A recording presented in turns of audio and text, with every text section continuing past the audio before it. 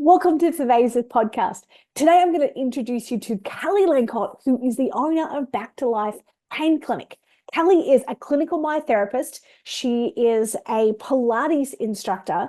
She's also a hypnotherapist and strategic psychologist. She has a master's of life coach. She's an NLP practitioner. She does Reiki, personal training, and reformer Pilates. This woman does everything. And what I want to share with you, what I love about her story is that she actually combines all three, and she has the clients coming to see her for a variety of reasons in her clinic. Her approach is deeply personalized. She integrates the physical therapy, the emotional healing, and addresses root causes of discomfort to enhance her clients' quality of life. And I really just love the way that she thinks about this, the way she educates her clients. And I wanted to share this with you. I wanted to share her wisdom and experience with you because she's just such an incredible therapist with a wealth of experience and how well she combines these together. So I'm super excited to share with you Cal's journey of Back to Life Pain Clinic. Hey, Kelly, welcome to the podcast. Thanks, Leach. So excited to be able to chat to you today about all things massage, mindset, bodywork, and the way that you work with clients with chronic pain. Because I know that lots of our listeners are the kind of people that understand that, or they see the body as a whole.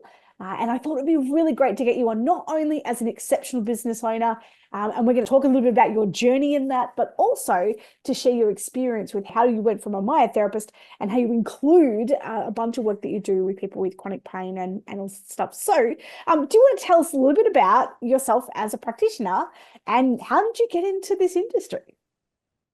Okay, so I started way back in the early 2000s as a personal trainer and a Pilates instructor. That was back in the days before reformer Pilates was all the rage. It was all mat. And there was a missing link. I was getting a lot of sort of middle-aged to older women coming to me for PT. And I thought, look, there's just not enough training as a PT to know what to do with injuries and chronic conditions. And I was just like, oh, there has to be more. And as well as that, my dad had been injured in a severe accident at work. And I thought there has to be a way that I can help him too. So I started looking around and thought, myotherapy, that looks really good because it's that whole body, the body works together. So I was like, I've got to do this. And so popped myself off to uni and here we are. And then what year was it? 2020, one of the first lockdowns, I decided to recertify as a Pilates instructor and do reformer as well. So for the first sort of 5 years of my business, I just did Myotherapy and Pilates. And then since then, I have gone on to study clinical hypnosis and strategic psychotherapy. Wow. So what made you get into that? Like, what was like the defining moment for you to go, I want that bit as well? Because I was seeing people that, when you go, this injury has healed, they shouldn't be in this much pain still. And, what's going on, between the brain and the nervous system that's not allowing them to let go of this pain, because there's so much underlying. There's so many other things other than just the pain and the original injury itself. And I was like, I've got to get in deeper. And I mean, we've known each other for a while, and you know that I love to continue my learning constantly. And so it was just the next logical step. It's not just the body, it's working with the mind and the body as a whole unit. Yeah. And today you're celebrating your 6th birthday in your business. That's amazing. I know, isn't it? I realized yesterday, I was like, oh my God, tomorrow is 6 years. And like the growth has been phenomenal. like into a new custom built clinic now and moved it out of the house. So it's very, very nice. And it's just, the growth is amazing. So when have you always worked for yourself since you've been a practitioner? No, well, I did start off, I actually got picked up while I was still in uni for a chiropractic clinic. And then I sort of worked in a few different clinics, sort of, you know, a few days here, a few days there. And I didn't like the strict boundaries, and especially like, because I am very free with my information with clients. I feel I want them to be really well informed so that we take away the fear from what's going on. And I felt restricted, and you should be charging for that information and you shouldn't be so free. And I was like, you know what, if I do this for myself, I can work the way that I want to work, and I can be free with my information. I love my clients to be really well informed. I think it's important for them to understand and to take that fear out. And knowledge is power. Yeah, when we actually have the opportunity to share the things that we know in a way that makes sense to them, Yeah. that will often lead to them experiencing a more empathetic, or having an experience of a practitioner who's more empathetic. And we know that the more empathetic the practitioner is, the less likely they are to get in trouble, to get sued, and their clients have greater outcomes. Isn't Mhm. that interesting? Like Yeah. it kind of makes sense, but actually there is some evidence behind this, that it's not just nice to be a good human. It's actually, there's evidence that says life is better when we are good humans. Yeah, yeah. And but I really think it's important because people, especially a lot of people go to, you know, what should be trusted health practitioners who say, there's nothing we can do for you. You know, you have to live with this pain for the rest of your life. Now, how sad and upsetting to hear something like that. And where when you educate them, you go, yeah, no, you know, there's things that we can do, you know, not just physically, but also, you know, mentally. Yeah. And sometimes it is just challenging what they've been told, or the labels that they have been given. And Yeah, it's not that, I used to say to my clients, it's not, I can't, and you can't necessarily regrow your cartilage on your knee, but we can do so much to support the muscles that are surrounding your knee to exactly. make that better. And you can help by drinking more water. And I mean, my old guys would be like, "Oh, fish's pee in that. I don't want to have to drink it. It make me rust." And we'd be talking about, and sometimes it was like a pattern interruptive. But this is what I've been told. This is what I've been told. It's like, yeah, that's true. But I wonder what else we could do to help actually support what's going on in your body right now. Yeah, exactly. Exactly. So, for those who are maybe new to this kind of mindset modality around hypnotherapy, do you want to share a bit about what is hypnotherapy? So, hypnotherapy itself is the therapy which involves the use of hypnosis as a tool, as well as the strategic psychotherapy, which is the questioning. We're not so much interested in why a person is in the space that they're in, but it's how they're in the space, you know, how they keep themselves in that space. And, you know, because people, even though we don't want to admit it, we run patterns. And, you know, and with pain, there's so many patterns, and people are very, very similar. It's the globalization that, you know, that this is how it's got to be. This is how it's always been. This is how it's always going to be. There's their own internal orientation, you know, their thoughts on it. Is their diagnosis defining them, you know, and there's the stable attribution, you know, things are never going to change, you know, can it ever be better? Am I always going to be like this? And that's the control, that locus of control. Do they have control over their own body, or are they controlled by what their GP or other people are telling them? Plus, there's the anxiety that they run, and that's that, because all anxiety is that fear of the unknown, you know. And when it comes to that, you know, without that diagnosis, who are they? A lot of times they're lost. They're defined by that diagnosis. And who are they going to be without that diagnosis? And that's what we start to break down with that. And there's just so many things that go along. It's amazing that how we run patterns. And so if you've got a client that comes in, say for myotherapy, like, so you're very practical, this is what's going on, dry needling, that kind of stuff. How do you have that conversation? Is that a conversation you have in the treatment room? Is that a conversation you have as part of your education that you share with your clients? Like, how do you take your clients who see in chronic pain and tip them over the edge for, like, essentially for talking therapy as opposed to hands-on body work? Like, how do you do that in your practice?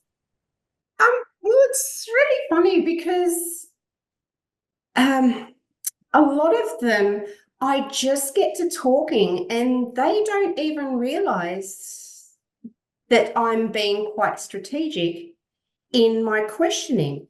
And, and with my myotherapy clients, I don't have them in a formal trance per se. However, a lot of times they are in an open-eyed trance. And because people are quite often scared of trance, and we are often in trance. When you've driven somewhere and you go, boy, How did I get here? how did I get here?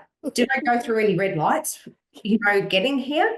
Or like when we're watching TV or engrossed in a book, they're forms of trance. So quite often, and I'll see people when I'll ask something and then they'll look away and I go, there, we've got them. So a lot of my myotherapy clients don't formally book in for hypnotherapy, but they're sort of getting it anyways.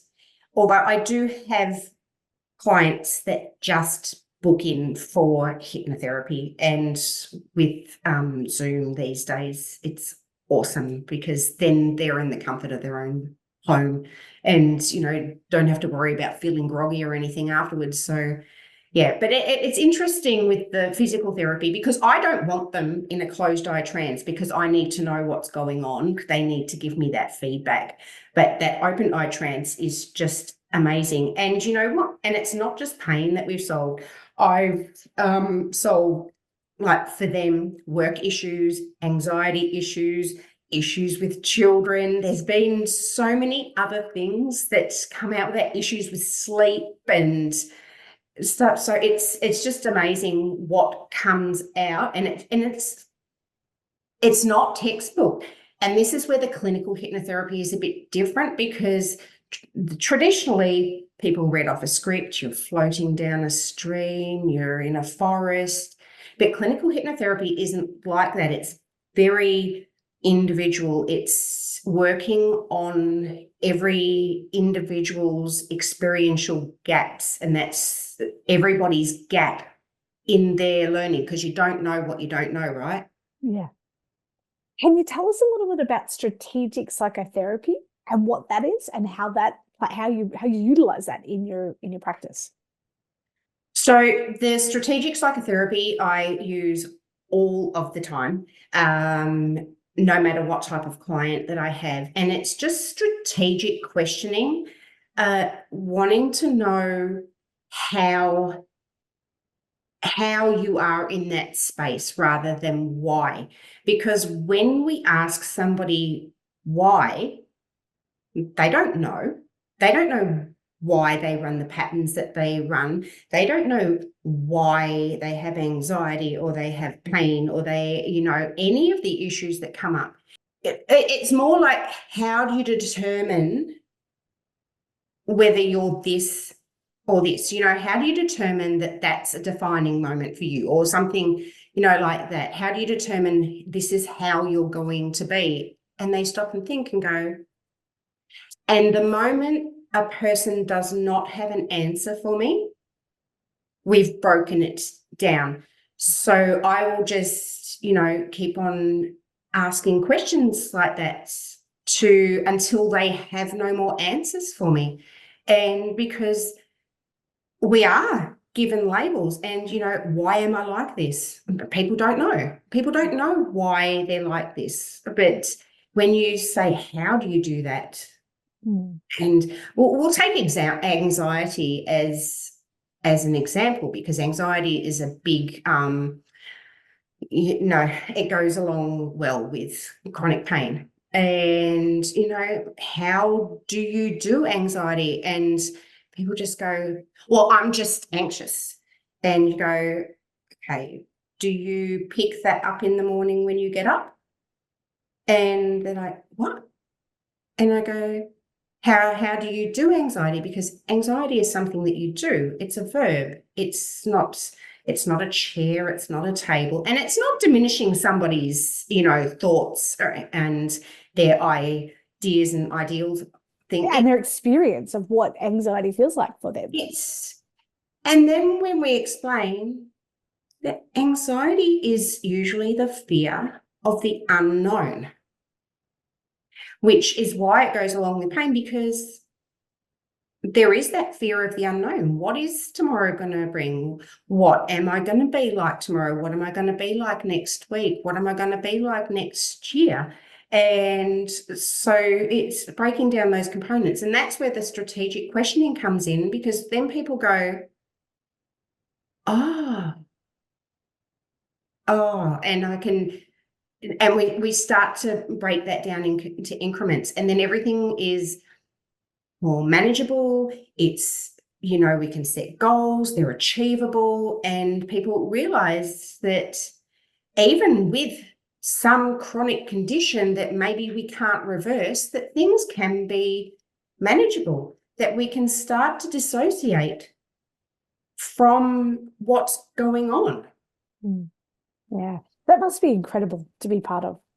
Yeah, just to see the difference in people's faces, to see that from that look of despair and no hope, and just to see their actual change, the glow in their face and the smile that comes, and that understanding. And that's where I spoke about those experiential gaps, because like I said, you don't know what you don't know. And if you do not know that there's a different way, or a way of getting some sort of relief, that's that could change their lives. Even the possibility of knowing that there could be a change when people are open to it is fundamentally like, but I just thought I had to live with this forever. And it's like, well, what if you don't? And sometimes it is just as simple as asking the right question at the right time for someone's brain to go, which is, I reckon it's the coaching face when people go, for those who are listening on YouTube, watching what we're doing, it's like you can literally see a transformation. And there's so much power in sometimes when we go, I actually don't know. Yeah. Because that's usually where our learning begins. Yeah, absolutely. The change happens from that I don't know. And yet we like to know things, especially in our society of just like, I want to be a knower. I want to know all the things. And it's like, we actually can't know everything all the time. You can't know everything. We're always learning. There's always something new to learn, new to know. Yeah. And so what about with, well, say when a client comes to you, do you have clients that come, do they either come for body work and they get just a nice little smattering of awesome hypnotherapy and skills, and you then have clients who come in for hypnotherapy specifically? What about with the Pilates? Like, do you have then clients who come in for Pilates? Yes. I have a few clients that come in for Pilates. Some do it in couples and some do one-on-one. I do not run groups because I like to cater specifically to what that person needs. So I sort of do 2 max, and then because it's easy then to watch, then I can alter their programs depending on what is going on. And that is another game changer for pain too.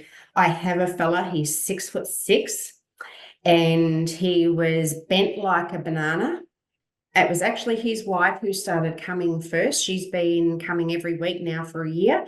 He's been coming since January. He is straight as a die. Wow. One Yeah. time a week. Wow. Wow. Yeah. And what does he experience? What's his experience now? What does he say? He's just now amazed at what he can do. Because when we started out, I was doing a lot of hands-on assisting with him. And now he's just like, oh, wow, look what I can do. And he said, and my back doesn't hurt anymore. And I stand up straight. And, and just everything that I do, it's just seeing the change in their confidence and how they see themselves and how they feel within themselves. Mm. And to go, there are so many modalities that maybe that doctors don't explore enough that can really help people to overcome that pain. We'll talk arthritis. I've got severe arthritis in my knees, which was another reason why I started in what I was doing. And I train at the gym. I squat. I don't lunge anymore, but I keep myself strong so that I don't experience the pain in my knees. Mm. And it doesn't matter. Sometimes you just need to create a new normal too.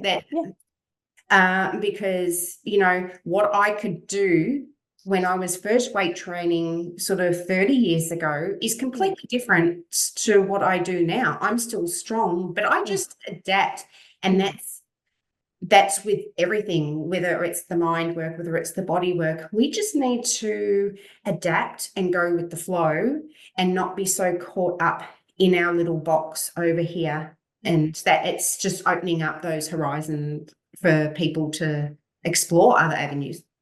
It's like, it reminds me of driving. We're teaching our son to drive at the moment, and it's like you can drive at a safe and legal speed, and we adjust our driving to the driving conditions. Yeah, like it might be 100 k's an hour, it might even be 110 up the Hume. However, if it's hailing sideways, you're probably going to put your hazards on. You're going to slow down to where it's a bit safer so you can see and maybe pull over if there's actually an issue. And I think that is similar with our bodies. First, for us to have awareness of, what, I'm probably not going to win any powerlifting competitions. I know for me, I'm never going to run a half marathon, never going to. Done 5. I'm still injured from 2 years ago. Very happy to never need to do a half marathon ever again in my life. I'm all good. I'm looking forward to being able to run again. A day will come. And yet just being able to adjust what we do doesn't mean it's not double or nothing. It's like, well, if I can't run a half marathon, I'm never running again. No, actually, we can just adjust to the conditions that our body is saying, this is safe. This is what is now a safe and appropriate level of movement. And I'm actually listening and respecting what my body is telling me. And I think if we can teach our clients that we don't have to, no pain, no gain, we don't have to push through, and there's resistance, but you don't have to break yourself to move and to be fit and healthy and strong. I think that's actually a really great lesson for teaching them how to be as a human being. Yeah, 100%. It's because things change, and that's the only thing that is the same in life, that things are always going to change. That's the only constant in our lives. And it's learning to be comfortable and that things will change and that we are in control of how we feel and what we do with what changes. And that's also a big part of the hypnotherapy, is the being aware that things are changing, things are different, things are always going to be different down the line. We're always going to be thrown obstacles, good, bad, indifferent, and being and knowing that we have the control within ourselves to adapt and know that we control what we control and letting go of what we don't control. Yeah. So if someone was looking at studying strategic psychotherapy or hypnotherapy, how long does it take to kind of, is that something that you have to go into classes? Can you do it online? Like, give us a bit of an idea. Well, I did with mine with the Institute of Applied Psychology, and it was live classes online, which if COVID brought us anything fabulous, it's that the ability to do anything online now. I love it. So we did live classes, live assessments, and then our coursework. We had up to 1.5 years to finish it. I think I took, because of my workload, I did take 1.5 years to finish my course, which was good too, because I didn't want to rush through it and not understand it. But for those that are in a rush, you could have it done in about 3 months. Yeah. If you were really wanting to push through. I don't ever encourage anybody to try and take the fast route, because you need time to learn, to absorb, and to assimilate that information and practice that, because there's a lot to understand. There's a lot of stuff to understand with both. So that was the certificate of clinical hypnosis and strategic psychotherapy. That's a combined course. So it has a smattering of counselling in there, where I can't officially call myself a counsellor, but there is a counselling component. To what you're doing. And I think that it falls in line with what we do, whether we're trained to or not. People are going to tell us stuff on the table because they're in that really relaxed state, and they're just literally offloading. So to be able to have some skills under your belt, that is really helpful. That offloading is fabulous, though, especially for dissociation with pain, which by the way, with my clients, I try not to use the word pain. I will try and slip in discomfort rather than pain. But that, when they're talking, they're actually dissociating from what they're feeling. And then when we come back to it and I go, so what you got there? And they're like, huh, what? And they're searching for it. And I'm going, good. That means we can get rid of it. Because when you are distracted and taken away from that, you're not feeling anything. Yeah. Yeah, and that's what dissociation is, where you're actually disconnected from, like, the mind body is actually disconnected from those 2 points. Yeah, 100%.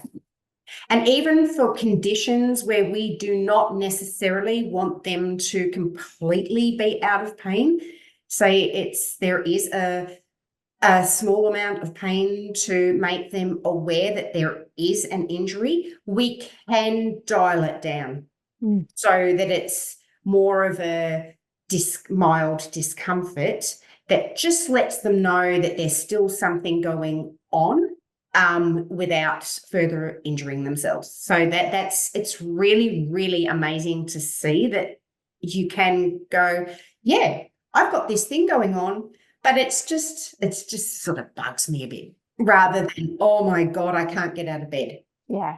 And those little niggles actually remind us to do our self-care and to do the stretches and to come into Pilates and, and like I said, stop the injury getting worse physically. So, Kel, and this is, I know that a really big question, but I'm going to ask anyway. How do you market all this? You've essentially got 3 really powerful avenues of your business. How on earth do you communicate all of that out to the community? Recently, Google business. Like, I just pump Google business to get, and then Google loves me for it. So, So that's where 90% of my clients, or 80 to 90% of my clients come from, is through Google. The rest is really word of mouth. So the more I put into Google, Google just lists me higher and higher in their rankings. And I'm now number one in about 11 suburbs. Even some of the suburbs are like 30 minutes away. Wow. And I'm listed as number one. Yep. For several search terms. And then, of course, we've got Facebook and Instagram. Don't know that they're doing as well lately, but when I apply myself and do my live videos, the reach is much, much greater. We laugh about this, but it's true. Live videos are still the jam. They are scary as hell, and yet we get great response from them. Yeah, so those therapists that are wondering, going from your post, which might get, 20, 30, 40 impressions, to a video that will get like 400 to 500 or more impressions and get shared around. Do your lives, do your lives. That's right. It makes all the difference. Yeah. And they're still powerful. Even after all these years, they're still powerful. And, it's nothing crazy happens when you go live. It's scary, but nothing crazy happens. You just talk to people and they appreciate it. Who knew? Yeah, so marketing can be a little tricky because I like to sort of keep a blend of everything, but I don't want it to be too choppy. And so I'll sort of go quite a few on myotherapy, then we'll do a few on Pilates, then we'll do a few on hypno, and then maybe sort of a blend and how they all work together. I need to get stronger with Instagram. So that's my next step, is learning more about Instagram. And I'd even consider TikTok, but I'm not 100% sold yet. Well, I mean, marketing always comes down to your demographic. If your target market, and this is not just for you, Cal, but for listeners as well, if your target market is sort of in that kind of 30 years or 25 years and under, then TikTok is a great way to find business and clients. I don't believe that it's essential for a massage business. I think some people like to play the game, and I'm all for it. If you're like, I want to dance on the TikTok, rock on, you go dance on the TikTok. But not essential for growing a massage business at this point in time. Yeah, no. Yeah. I think it's good to hear that, because sometimes when we've got a modality and we myotherapy, and then we add in this and we add in that and we add in that, it's like, how do I talk about that? Like, and I think I know that you're really great at being very strategic in who you're going after and when. So you're speaking the right message to the right people at the right time, even though you have multiple niches and multiple different modalities and multiple ways to work with people, the way that you really intentionally go after each of them. And that's what I'm hearing, is there's a lot of intentionality around the way that you do that. I know that is very intentional. However, it's good to hear for those that have multiple modalities or multiple niches on how you go about doing that. And it's basically, you can use the same channels, but just use them intentionally for different things. Yeah. I have this chat with friends who are therapists all the time. And if there's anything that I've learned from you guys, thank you. And I chat with them and saying, know who your audience is, because you can't serve everybody. Be very clear on what you do and how you do it and why you do it, most importantly. And people do not necessarily care about me so much. All they are interested in is how I help them. So I make sure, like, from within the first 2 paragraphs of my website, that I am very, very clear on who I help and how I help them and why. Yeah. And that's so important when it comes to marketing, is that messaging needs to be right. And a message to everyone is a message to no one. Yeah, that's something James talks about all the time. It's like, we're just sort of going, oh yes, I can help this and this and this and this and this and this and this and this. Yes, we all can do that. And as a therapist, you're going to be looking at that going, yes, that's what I want. But actually, as someone who's got no clue what it is that we do, we have to be the ones that spotlight, like a torch shines brightest when we spot it. So when we highlight the things that we do well, it's much easier for everybody to go, oh, you do that. Oh, I don't need that, but my friend does. I got to book my sister in. I got to book my mum in. I got to book my auntie in. Like, they need to come see you. This is important. And that's what really great messaging will actually do is get the right people in to actually, because it's like it hooks them, and that's what we want. That's what marketing should be all about. Yeah, well, I get asked the question quite often from other therapists on, oh, what happens if you get a client that, just isn't a good fit? And I said, I don't ever, because I'm very clear on who I help. Yeah. I'm very, very clear. And even when it comes down to whether it's a Google post, a Facebook post, an Instagram post, I'm strategic in what I put up. I'm always very clear. I'm not just putting up posts on my availability. I'm giving them snippets of information. This is who I help and why I do it and how I help them. Mm-hmm. So that everything is very clear, from my website to my marketing is very clear on what I do and who I help. So I just attract the right clients. And I think for anybody starting out, that's because I remember starting out and going, yeah, I help everyone. I can do it all. And you go, no, burnout is here. And no, I'm very, very clear now. And that makes all the difference. That's amazing. Kelly, thank you so much for your time today. I've really enjoyed being able to talk to you about the incredible work that you do in the treatment room. Thank you for being so generous with your time and your wisdom. And yeah, really, really appreciate having you on the podcast today. It's been a great fun being here. Thank you. Thanks for having me.